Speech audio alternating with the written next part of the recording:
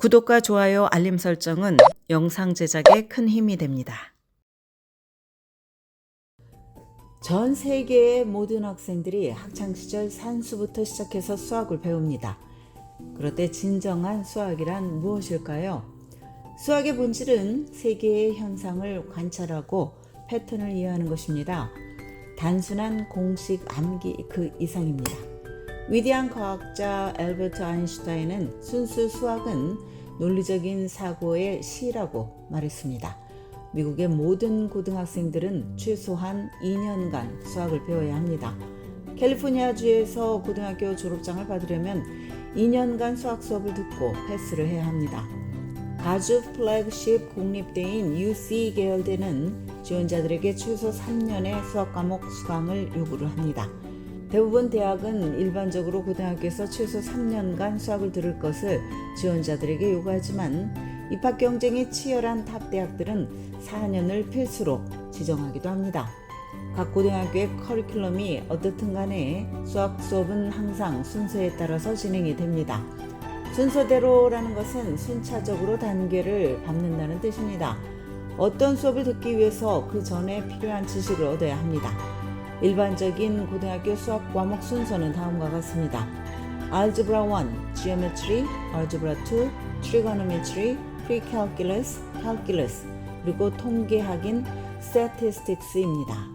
많은 고등학교들은 수학 분야에서 AP나 IB, 언어 등 고급 수업을 제공을 합니다. 보통 자신의 실력에서 약간 도전적인 수업이 좋지만 지나치게 어려운 수업을 선택하면 낭패를 볼 수 있습니다. 만약 인문학 분야에 강하고 수학이나 과학에 약한 학생이라면 수학과 화학, 물리, 수업 등을 굳이 AP로 택하지 않아도 됩니다. 대학은 지원자가 모든 분야에 능통하기를 기대하지는 않습니다. 대신 대학들은 지원자가 특정 분야에 특출한 능력과 열정이 있는지 보고 싶어 합니다. 만약 STEM 분야 전공을 희망하는 학생이라면 고등학교에서 상위 수준의 수학 수업을 수강해야 될 것입니다. 수학뿐만 아니라 전체 수업 스케줄의 학업 강도를 고려를 해야 합니다. 한두 개의 과목이 너무 어려워서 이들 과목에 너무 많은 시간을 투자하면 많은 과목에 악영향을 받을 수가 있습니다.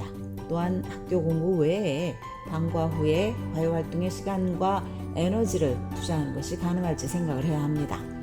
나의 수학 능력으로 어느 수준의 수업을 들어야 할지 모르겠다면 현재 나를 가르치는 수학교사나 카운슬러와 상의를 하는 것이 좋습니다. 이들은 내가 어떤 수업을 소화할 수 있을까를 파악을 하고 가능한 옵션을 제시를 할 것입니다. 대입 원서에서 가장 중요한 요소는 학업의 성적입니다. 성적표에는 GPA와 클래스 난이도가 고스란히 나타납니다. 지원자가 어떤 수준의 수업을 듣고 또 어떤 결과를 내는지 대학은 성적표로 확인을 합니다.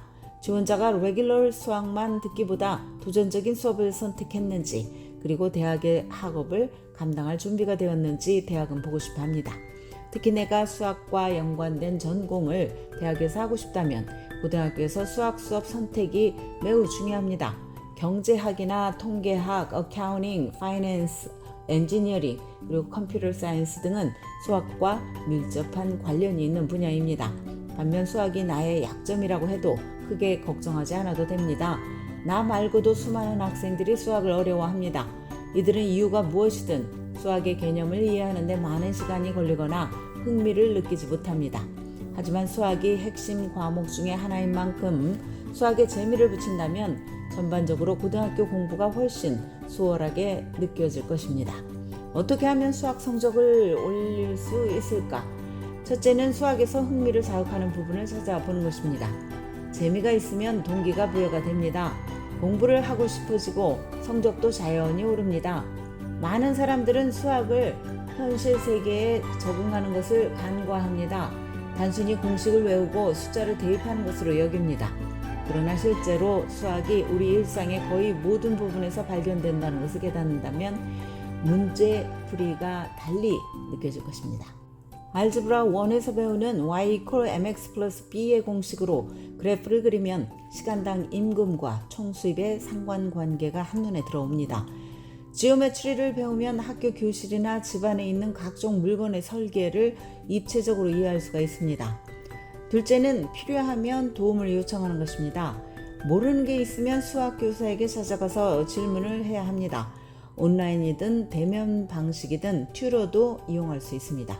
고등학교에서 수학을 무료로 가르쳐주는 또래의 튜러가 있다면 이것을 적극 활용하십시오.